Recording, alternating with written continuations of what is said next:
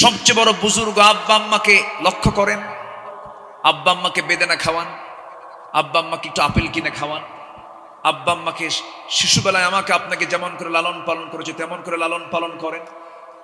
আসল দোয়া কবুলের যারা মহাজন, যাদের দোয়া আল্লাহর দরবারে ডাইরেক্ট কবুল হয়, সে বাপ মার কোনো খবর নেই। খবর হলো নকল বাবার কাছে চলে যায়। আছে না নাই? মদের ব্যবসায়ী আছে না নাই? মদ বিক্রি করে পরিবার চালায়, আছে না? আচ্ছা, পতিতাবৃত্তি আছে না নাই? জুয়ার কারবার আছে না নাই? আছে। আল্লাহ এগুলোকে হালাল করেছেন না হারাম করেছেন? শুধু হারাম না বড় ধরনের হারাম? শুধু গুনাহ না বড় গুনাহ? বড় গুনাহ। সম্মানিত ভাইয়েরা, পৃথিবীতে বিশ্বব্যাপী বার্ষিক মদ বিক্রির পরিমাণ হলো 1600 বিলিয়ন ডলার। জুয়ার কারবার বিশ্বব্যাপী বার্ষিক প্রায় 400 বিলিয়ন ডলার। পতিতাবৃত্তির কারবার বিশ্বব্যাপী বছরে প্রায় 300 বিলিয়ন ডলার। এরপর কম্পিউটার গেমস, অবৈধ সোনা কারবারি, চোরা কারবারি, এই সমস্ত কারবারে, অস্ত্র বিজনেস, এই সমস্ত খাতে বিশ্বব্যাপী বার্ষিক বিজনেস হয় প্রায় আরো 200 বিলিয়ন ডলার। এই সব মিলে বার্ষিক এই মদ, জুয়া, পতিতা, তারপরে কি বলে কম্পিউটার গেমস, এই সমস্ত বিষয়ে প্রায় বৈশ্বিক বার্ষিক প্রায় বিজনেস হয় হচ্ছে 2685 বিলিয়ন ডলারের। আমার দেশে এমন ব্যবসায়ী আছে না নাই? আচ্ছা বলেন তো, যারা এইগুলো বিজনেস করে, যারা এই জাতীয় ব্যবসা করে, তারা কি কখনো সমাজে, রাষ্ট্রে ইসলাম চালু হোক তারা কি চায়? আসতে বলে, তারা কি চায়? আপনি কি চান? আমরা কি চাই? ভালো করে বলেন, সবাই কি চান? যদি চান, যারা চায় না তাদের কি চেনা দরকার আছে না?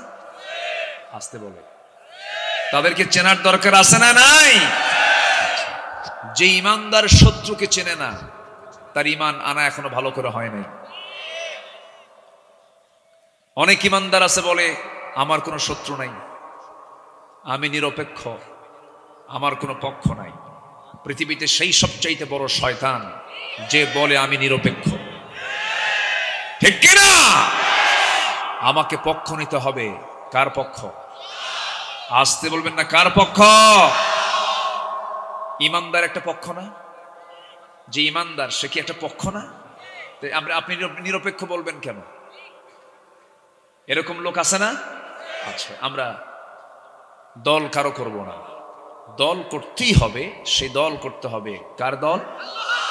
দলের কথা কোরআনে আছে না নাই? আচ্ছা, কিন্তু এরকম গাঁজা খাওয়া না, এই সমস্ত ফাঁকিবাজি না, সন্ত্রাস নির্ভর রাজনীতি নয়, অস্ত্রের রাজনীতি নয়, আদর্শের রাজনীতি করেছেন মুহাম্মদুর রাসূলুল্লাহ।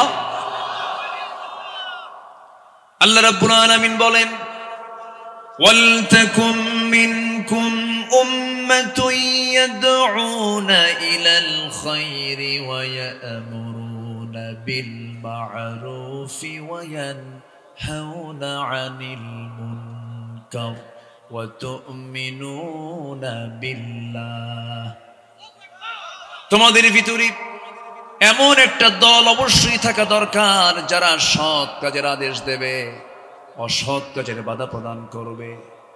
আজকে বুকটা ফেটে যায়, চোখের সামনে এত বড় অবৈধ কারবার গুলো চলে। হোটেলে হোটেলে মদ পাওয়া যায়, জেনা করার জন্য নারী পাওয়া যায়, ক্যাসিনো কারবার চলে, জুয়ার কারবার গুলো চলে। সব মুসলমান চোখ দিয়ে দেখে, কেউ কিছু বলে না। অথচ রাসূল বলেছেন, মান রাআ মিনকুম মুনকারান ফালইয়ুগাইয়িরহু বিয়াদিহি ফাইন লাম ইস্তাতি' ফাবিলিসানিহি ফাইন লাম ইস্তাতি' ফাবিকলবিহি ওয়া যালিকা দা'ফুল ঈমান আও কামা ক্বালা আলাইহিস সালাতু ওয়াস সালাম। রাসূল বলেছেন, তোমাদের মাঝে যারা শরীয়ত বিরোধী, ইসলাম বিরোধী, দিন বিরোধী কোনো কাজ যদি সংগঠিত হতে দেখে, তার উচিত হলো প্রথমে সেটা হাতের দ্বারা প্রতিহত করা। কিসের দ্বারা বলেন? হাতের দ্বারা। ক্ষমতা নাই, হাত দিয়ে তুমি মোকাবেলা করতে পারছো না, প্রশাসন তোমার হাতে নাই, তাহলে তুমি মুখের দ্বারা প্রতিহত করবে, মুখের দ্বারা প্রতিবাদ জানাবে। মুখ দিয়েও বলার কোনো পরিবেশ নাই, তোমার উচিত হলো অন্তর দিয়ে তা ঘৃণা করতে হবে। এবং এটা জেনে রাখবে, হাদিসের বর্ণনায় ব্যাখ্যা এসেছে, ওয়াযালিকা দাফুল ঈমান, অন্তর দিয়ে ঘৃণা করা হলো সবচেয়ে দুর্বল ঈমানের পরিচয়, যা কুফুরের দিকে নিয়ে যেতে পারে। এক নম্বর ঈমানের পরিচয় হলো কি দিয়ে মোকাবেলা করা? আসতে বলবেন না, কি দিয়া? খালি মরা ফেরাউনের ইতিহাস শুনলে হবে না। খতিবরা শুধু মরা ফেরাউনের ইতিহাস কয়। তাজা ফেরাউন দুনিয়াতে আছে না নাই? এখনো দুনিয়াতে নব্য ফেরাউনরা আছে না নাই? আচ্ছা, যে ফেরাউন মারা গেছে সে ছিল জালিম, এখন তো জালিম লোক নাই। আসতে বলবেন না, আছে না নাই? ধর্ষণের সেঞ্চুরি করলে, আত্মস্বীকৃত ধর্ষণের সেঞ্চুরি করেছে একটা যুবক বখাটে। ইতিহাস সবার কম বেশি জানা আছে। ধর্ষণের সেঞ্চুরি করার পরে মিষ্টি বিতরণ করলো। তার শাস্তি হলো কে জানেন? দুষ্ট ছেলে, এগুলো করতে নেই। এটা হলো তার পানিশমেন্ট। আর 50টি বছর ধরে আমাদের পাখি, সুরের পাখি, কোরআনের পাখি, কি সমস্যা, অসুবিধা নাকি আপনাদের? আমাদের সুরের পাখি, আমাদের কোরআনের পাখি, তিনি কত খেদমত করে গেলেন, কত বেনামাজি নামাজি হলো, কত বাপমার অবাধ্য সন্তান অনুগত হলো। আজকে পৃথিবীর এমন কোন দেশ নেই যার জন্য চোখের পানি ফেলে এখনো মানুষ কাঁদে না। যে দেশের মানুষ, আমার মনে হয় বিগত 200 বছরের ইতিহাসে, আমার এটা জানা নাই, আলেমদেরকে ভালোবেসে শত শত মানুষ জীবন দিতে পারে, এটা বাংলাদেশের ইতিহাসে, নিকটবর্তী ইতিহাসে এটাই প্রথম ঘটনা।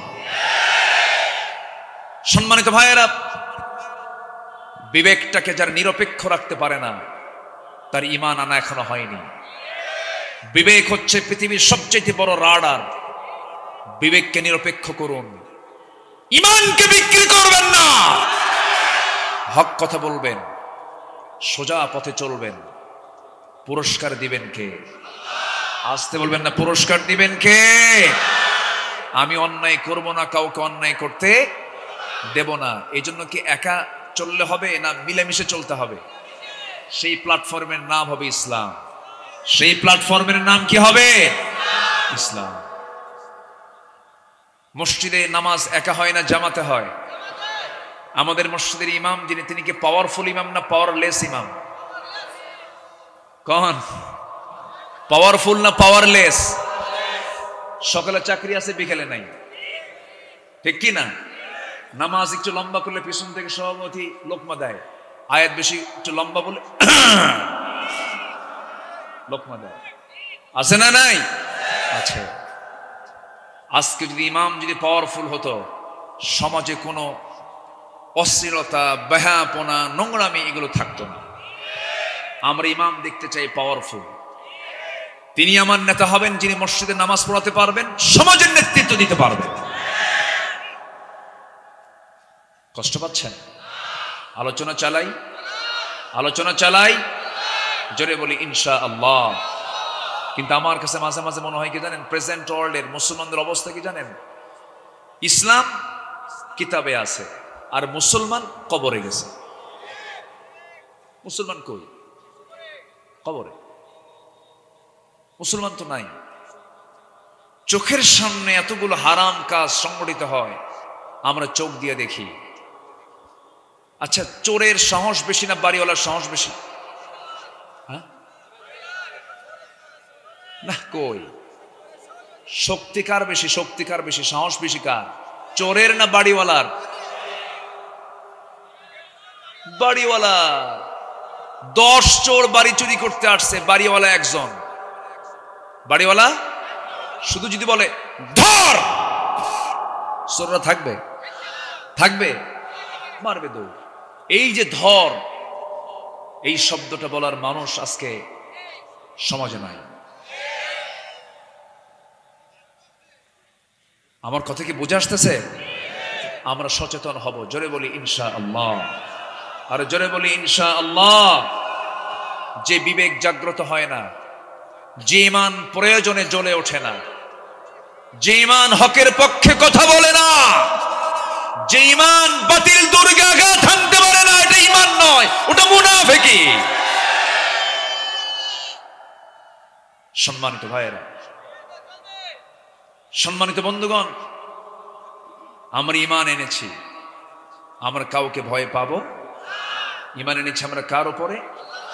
আসতে বলবেন না, কার উপরে? আল্লাহর উপরে। আমি যদি আল্লাহর উপর ঈমান আনি, আমাকে কেউ হারাতে পারবে না, আমাকে কেউ টলাতে পারবে না। আমার সাহায্যকারী মহান রব্বুল আলামিন তিনি নিজে। আল্লাহ বলছেন, বান্দারে হতাশ হবে না, নিরাশ হবে না। ফালা তাহিনু ওয়ালা তাহজানু ওয়া আনতুমুল আ'লাউনা ইন কুনতুম মুমিনিন। হতাশ হবে না, নিরাশ হবে না। তুমি যদি সত্যিকারের মুমিন যদি হতে পারো, ঈমান যদি ভালো করে আনতে পারো, সমস্ত বিজয় আমি আল্লাহ। শর্ত হলো মুমিন হতে হবে কার পছন্দের? কার পছন্দের? আল্লাহর পছন্দনীয় ঈমানদার বান্দা হতে হবে। আল্লাহ বিজয়ের পতাকা আমার হাতে তুলে দিবেন, জজবা থাকতে হবে। ঈমান তো এনেছি আমরা, কিন্তু যে ঈমানটা হিজরতের চিন্তা করে না, যে ঈমানটা জিহাদের চিন্তা করে না, সেই ঈমানটা হলো মুনাফিক ঈমান। সে ঈমানদার নয়, সে হচ্ছে মুনাফিক। সে কি বলেন? মুনাফিক।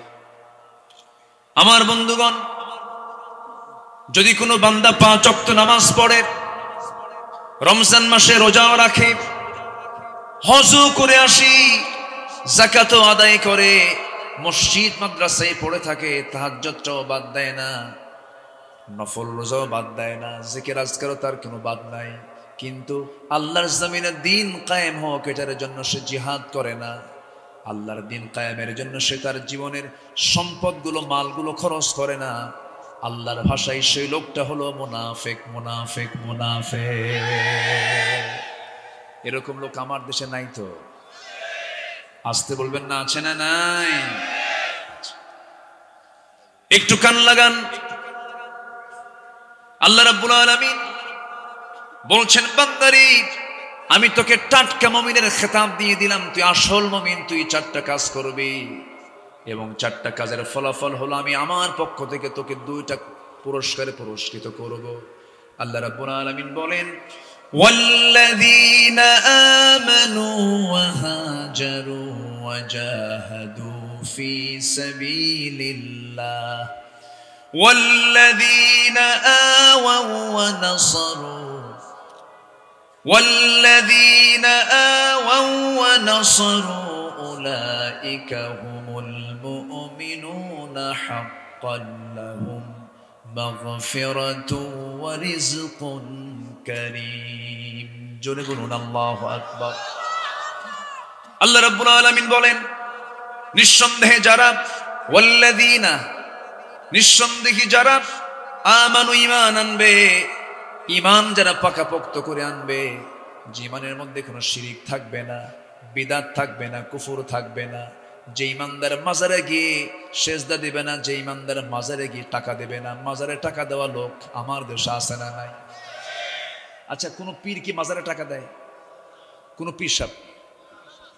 তাহলে পীর সাহেব কিন্তু মাজারে টাকা দেয় না। আচ্ছা বলেন তো, কোন হুজুরের বাড়ি কি মিলাদ হয়? তাহলে হুজুরের বাড়ি মিলাদও হয় না, পীর সাহেব গিয়ে মাজারে টাকাও দেয় না। আচ্ছা, কোন ডাক্তারের বইয়ের কি সিজার লাগে, অপারেশন লাগে? ডাক্তারের বইয়ের পেটে বাচ্চা, সিজার লাগে না, আমাদের লাগে। কথা বোঝেন নাই? আমার কথা কি বুঝতেছেন কিনা? তাহলে চিকিৎসকের বইয়ের সিজার লাগে না, পীরের মাজারে টাকা দেওয়া লাগে না, হুজুরের বাড়িতে মিলাদ হয় না। তাহলে বুঝে নিতে হবে কিন্তু বিষয়গুলো। আপনি মাজারে দিবেন কেন? টাকা দরকার কি? মরা লোকের না জিন্দা লোকের? টাকা কার দরকার? মরা লোকের না জিন্দা লোকের? জিন্দা লোকের। আপনি ফকিরকে দেন, ওয়া আম্মা সাইলা ফালা তানহার আলাম ইয়াজিদকা ইয়াতীমান ফাআওয়া, ইতিমের দিকে আপনি তাকান। সবচেয়ে বড় বুজুর্গ আব্বা আম্মাকে লক্ষ্য করেন, আব্বা আম্মাকে বেদানা খাওয়ান, আব্বা আম্মাকে একটু আপেল কিনে খাওয়ান, আব্বা আম্মাকে শিশুবেলায় আমাকে আপনাকে যেমন করে লালন পালন করেছে তেমন করে লালন পালন করেন। আসল দোয়া কবুলের যারা মহাজন, যাদের দোয়া আল্লাহর দরবারে ডাইরেক্ট কবুল হয়, সে বাপ মার কোনো খবর নেই। খবর হলো নকল বাবার কাছে চলে যায়। আছে না নয়?